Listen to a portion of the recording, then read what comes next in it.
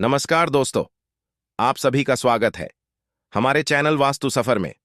दोस्तों, अगर आप भी अपनी लाइफ में कुछ नया सीखने की चाह रखते हैं तो अभी हमारे चैनल वास्तु सफर को सब्सक्राइब कर ले दोस्तों।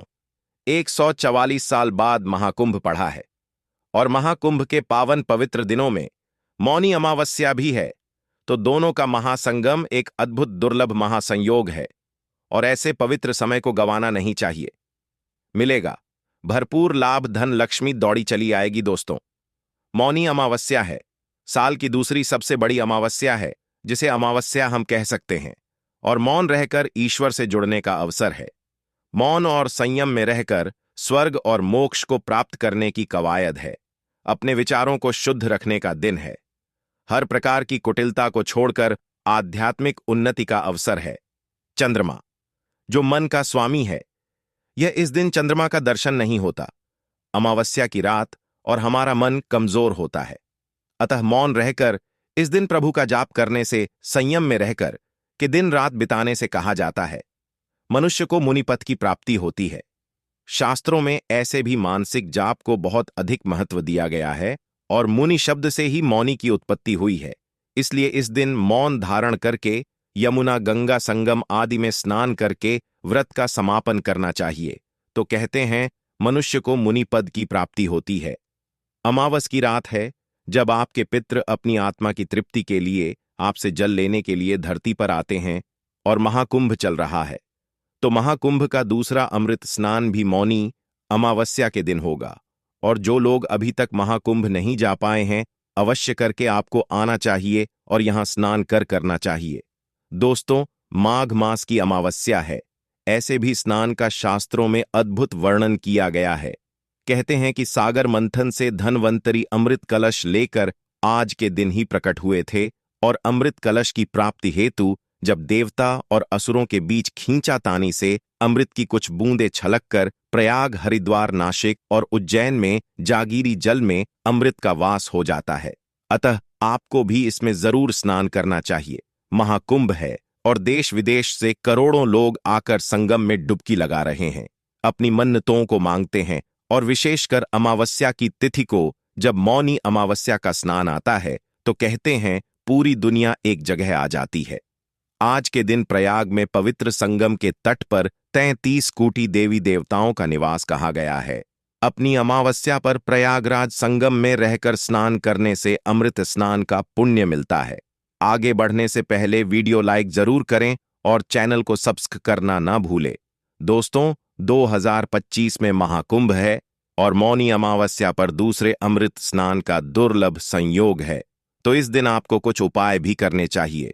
पितृ का आशीर्वाद आपको मिलेगा, आने वाली पीढ़ियों को आशीर्वाद मिलेगा, आपके घर के सदस्यों को आशीर्वाद मिलेगा, परिवारजनों को आशीर्वाद मिलेगा। और पितृदोष है तो वहां पर बसे एक दीप आज के दिन जलाना है आपको। और अगर आप नहीं भी जा रहे महाकुंभ में संगम के तट पर, तो घर में ही आपको घर की दक्षिण दिशा में आज के दिन थोड़े से काले तिल लेकर के जल में डालकर स्नान करना है। दक्षिण मुखी होकर के पितृ के निमित्त एक लोटा जल देना है, और रात्रि में घर की दक्षिण दिशा में एक लोटा जल रख करके पितृ के निमित्त एक दीपक आपको जलाना है। इससे आपको पितृदोष से मुक्ति मिलती है। और इस दिन हरि और अश्वत्थ तीनों के पूजन का विधान है। अश्वत्थ यानी पीपल, जिससे पितृदोष से मुक्ति मिलती है, गृह क्लेश से मुक्ति मिलती है, दुर्घटनाओं से सुरक्षा मिलती है। और जो लोग भी संगम स्नान की इच्छा रखते हैं लेकिन नहीं जा पाते, उन्हें आज के दिन घर में ही शुभ मुहूर्त में स्नान करना चाहिए और संगम में अमृत स्नान का पुण्य लाभ उठाना चाहिए। तो पहले देख लेते हैं कि कौन से दिन है मौनी अमावस्या। तो इस साल मौनी अमावस्या 29 जनवरी को है। 28 जनवरी की शाम को 7:35 पर स्टार्ट हो रही है अमावस्या तिथि, और मौनी अमावस्या पूर्ण होगी 29 जनवरी की शाम को 6 बजे। 5 पर तो स्नान दान की अमावस्या 29 जनवरी को ही मानी जाएगी। बाकी जो तांत्रिक क्रियाकलाप करते हैं वह 28 जनवरी की रात्रि को कर सकते हैं या 29 जनवरी की रात्रि को कर सकते हैं। और इस दिन शनिदेव की मकर राशि में त्रिवेणी योग भी बन रहा है।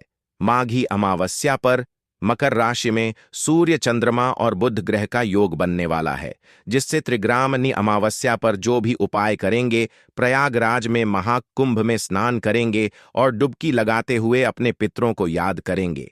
उनके निमित्त एक लौटा जल अर्पित करेंगे, सूर्य देवता को अर्घ्य देंगे, अपने पितरों को याद करेंगे। ओम पितृ देवता नमः इस मंत्र का 11 बार जाप करेंगे। सभी को इस दिन बहुत पुण्य फलों की प्राप्ति होगी और इस दिन स्नान करके सभी को पितरों के निमित्त थोड़ा बहुत दान भी करना चाहिए और दान करें। साथ ही साथ दीपदान अवश्य करें। दीपदान करने का महात्म्य आप हैं तो दीपदान करें, कहीं पर भी नदी के तट पर करें, कहीं कुआं बावड़ी जल के स्थान पर एक दीप प्रज्वलित करें या घर की दक्षिण दिशा में आपको एक दीप जलाना चाहिए। इस दिन पितृ कवच हो, पितृ सुख हो, पितृ स्तोत्र हो, इनका पाठ करना चाहिए। इससे असीम कृपा की प्राप्ति होती है।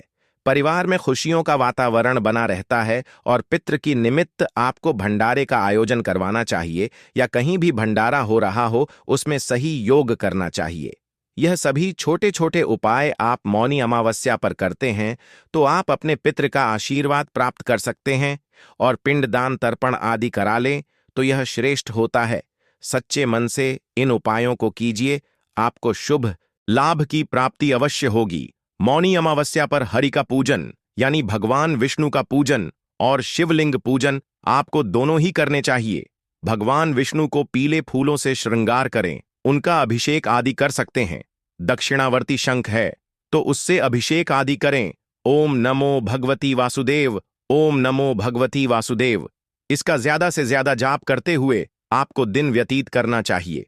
आपके घर में शिवलिंग है या आसपास घर के आसपास कोई ऐसा मंदिर है जहां पर शिव पूजा बहुत श्रेष्ठ होती है, वहां जाकर आपको शिवलिंग पर एक लौटा जल अर्पित करना चाहिए और अपने अंदर वशीकरण के वृद्धि के लिए आपको आज के दिन थोड़ा सा मधु डाल करके शिवलिंग का अभिषेक करना चाहिए। ओम नमः शिवाय, ओम नमः शिवाय, ओम नमः शिवाय। इसका जाप करें। अगर जाने अनजाने आपने बहुत सारे पाप किए हैं तो काले तिलों से भोले बाबा का अभिषेक करें। जल में मिलाकर के ओम नमः शिवाय और महामृत्युंजय मंत्र का जाप करें। ओम द्रवकम यजम सुगंधिम पुष्टिवर्धनम। पूर्वारूप में बंधना, मृत्यु और मृदा, इस प्रकार से अभिषेक करें और मौनी अमावस्या पर हरि का पूजन तो करेंगे ही, साथ ही साथ अश्वत्थ पूजन यानी पीपल की पूजा का विधान आता है। पीपल पर त्रिदेव यानी कि ब्रह्मा विष्णु महेश माता लक्ष्मी पितृदेव सभी का निवास माना गया है। शनि दोष शांति हेतु भी पीपल की पूजा की जाती है। हनुमान जी की कृपा पाने के लिए पीपल की पूजा करने का विधान आते हैं। सर्व ग्रह दोषों से शांति के लिए मुक्ति हेतु पीपल की पूजा का ही विधान आता है और पीपल को शास्त्रों में अश्वत्थ कहा गया है। अगर आपको बहुत मेहनत करने के बाद भी धन समृद्धि नहीं प्राप्त हो रही है जीवन में, तो आप आज के दिन सुबह 10 बजे के करीब स्वच्छ वस्त्र पहनकर पीपल के पेड़ के नीचे जाएं, नहा धो लीजिए। इसके बाद साफ सुथरे वस्त्र पहने और एक लोटे में जल ले जाइए, थोड़ी शक्कर ले जाइए, थोड़ा कच्चा दूध ले जाइए और पीपल की जड़ में आपको ओम नमः शिवाय, ओम नमः शिवाय आपने इष्ट का जाप करते हुए आपको अर्पित करना चाहिए। और इसके बाद आपको 8 दीपक हो सके तो सरसों के तेल के या एक ही दीपक में 8 बाती डाल करके आपको जलाना चाहिए। आप सरसों का तेल यूज कर सकते हैं, चमेली के तेल का दीपक जला सकते हैं। इसके बाद वहीं बैठ करके आप अपने इष्ट की चालीसा का पाठ कर सकते हैं, जैसे शिव चालीसा आदि का पाठ करें, महामृत्युंजय मंत्र का जाप करें।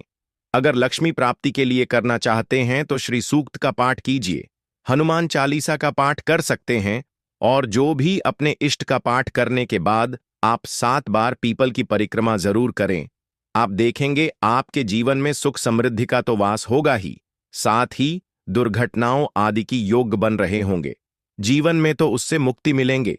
जीवन में अगर परेशानियां आ रही हैं, बार बार आपको कष्टों का सामना करना पड़ रहा है, शनिदेव की 7.5 ही चल रही है, ढैया चल रही है, कुदृष्टि पड़ रही है, तो थोड़ी देर पीपल के पेड़ को दोनों हाथों से स्पर्श करते हुए 108 बार आप सिर्फ ओम नमः शिवाय, ओम नमः शिवाय, ओम नमः शिवाय, ओम नमः शिवाय ऐसे जाप कर लीजिए। आप देखेंगे आपको सभी बाधाओं से मुक्ति मिलेंगे, मन को शांति मिलेंगे और शनिदेव के भोलेनाथ ही गुरु हैं।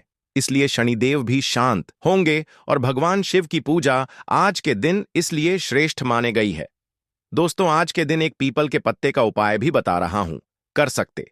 चमत्कारी उपाय है, अक्सर बताता रहता हूं। आप सभी को बहुत ही फेवरेट उपाय है, आसान भी उपाय है और इफेक्टिव उपाय है। क्या करना है? आपको पीपल के पेड़ के नीचे चले जाना है। अब वहां से एक साबुत पत्ता आपको तोड़ लेना है। अमावस्या के दिन वैसे पत्ते नहीं तोड़े जाते, तो कोशिश करें नीचे अगर गिरा हुआ पत्ता साफ सुथरा बिना कटा फटा मिले तो वो ले आए, और इसके बाद इस पत्ते को आप रगड़ कर गंगा जल से धो लीजिए और पोंछ लीजिए। अब एक कटोरी में आप आधा चम्मच दही और आधा चम्मच हल्दी पाउडर मिला लीजिए। आप चाहे तो केसर घस सकते हैं। अगर हल्दी नहीं मिलाना हो और तिलक की भांति आप इसको पत्ते के ऊपर लगा दीजिए और एक स्वस्तिक चिन्ह बना दीजिए। आप चाहे तो इसके ऊपर आप श्रम लिख सकते हैं इस हल्दी और दही के मिश्रण से, और इसके बाद हनुमान चालीसा का उसको पत्ते को सामने लेकर के हाथ पर रख के या चौकी पे रख करके एक दीप जला लीजिए और हनुमान चालीसा का पाठ कर लीजिए।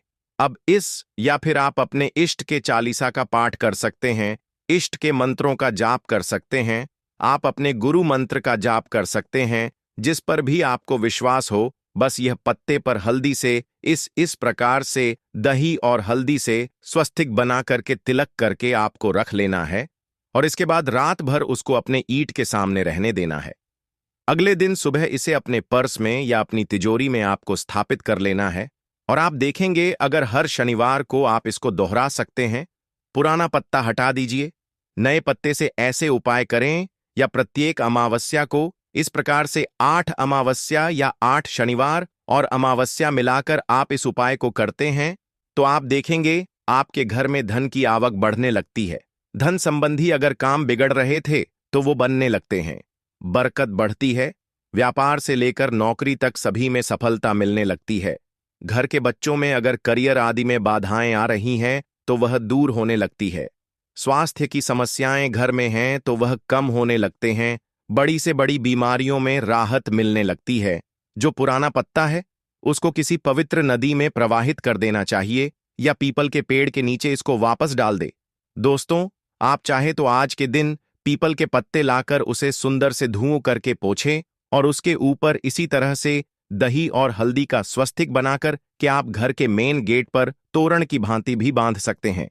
यह आपके घर में गुड लक को आमंत्रित करेगा और घर के द्वार से ही जो नकारात्मक ऊर्जा घर के अंदर प्रवेश करने की कोशिश कर रही है उन सभी को दूर रखेगा, और साथ ही माता लक्ष्मी को आकर्षित करेगा। मौनी अमावस्या का दिन है दोस्तों, सब करेंगे आज के दिन। मौन रहते हुए ज्यादा से ज्यादा अपने इष्ट के मंत्रों का जाप करें। जो भी भोजन करेंगे हो सके तो व्रत कीजिए, व्रत नहीं भी कर सकते तो कम से कम सात्विक भोजन आज के दिन करें और दान अवश्य करें। मौनी अमावस्या के दिन दान करना बहुत ही कल्याणकारी माना गया है। सबसे बड़ा दान अन्न का दान है, तो कहीं पर भी थोड़ा बहुत अन्न हुआ, सीधा हुआ, किसी भंडारे में सहयोग हुआ, यह आपको करना चाहिए। खिचड़ी का दान करें, काले कंबल का दान करें, अन्न का दान करें। इस प्रकार से चीजों का दान करना श्रेष्ठ कहा गया। छाता हुआ, चप्पल हुआ, काली चीजों का दान करें, काले वस्त्रों का दान करें, यह श्रेष्ठ है। और आज के दिन गाय को एक रोटी जरूर देनी चाहिए। रोटी कैसे बनानी है? यह वाली आटा ले लीजिए, उसमें थोड़ा सा गुड़ का पानी ले लीजिए या गुड़ ले लीजिए, वह घस करके डाल दीजिए और थोड़े से काले तिल मिला लीजिए।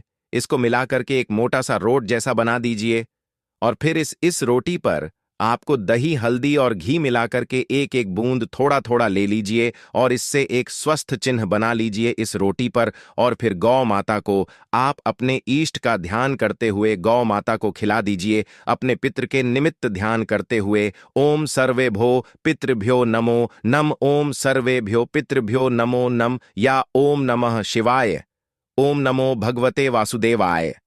इन मंत्रों का जाप करते हुए आप गौ माता को खिला सकते हैं। आपके घर गृहस्थी में सुख शांति आती है, घर के सारे कष्ट कट जाते हैं। आज के दिन वस्त्र का भी दान बहुत बहुत श्रेष्ठ माना गया। तो कोई भी एक ब्राह्मण को ही ज्यादा नहीं, आप एक ही ब्राह्मण को एक हो, 11 हो, 13 हो, जितने भी ब्राह्मण आप खिला सके उनको खिला करके आज के दिन आपको वस्त्र दान अवश्य करना चाहिए। और ध्यान रखें, जब भी आप वस्त्र दान करते, किसी को भोजन कराते हैं, तो ब्राह्मण को दक्षिणा देना आवश्यक होता है। अपनी पॉकेट के अनुसार आपको दक्षिणा भी अवश्य देनी चाहिए। इस दिन जो भी आप दान पुण्य करते हैं, यह आपको पितृदोष से मुक्त करता है। और दोस्तों, इस दिन मौनी अमावस्या प्रदान करने से पितृ तो प्रसन्न ना होते ही हैं, कहते हैं आपके साथ पुष्ट तक राजयोग बनते हैं। दोस्तों, मौनी अमावस्या पर पूरा फायदा उठाइए। मौनी अमावस्या पर स्नान और दान का महत्व आता है, पितृ के निमित्त तर्पण का महत्व आता है।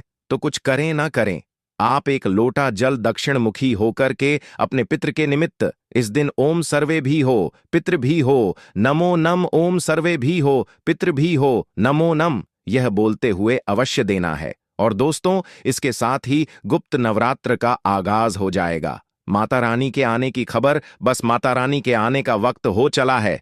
तो सभी लोगों को गुप्त नवरात्र की भी तैयारियां करनी है। साधना की तैयारियां ऑलमोस्ट सभी की पूरी हो चुकी होगी, तो अगर नहीं हुई है तो कर लीजिए। सभी सामग्री आज ही आपको मंगवा लेनी है पूजन की, ताकि कल आप स्थापना कर सकें। और जो लोग भी साधना में बैठ रहे हैं, वह सभी को बहुत बहुत बधाइयां। माता रानी आपकी साधना, जय शिव शंकर। धन्यवाद।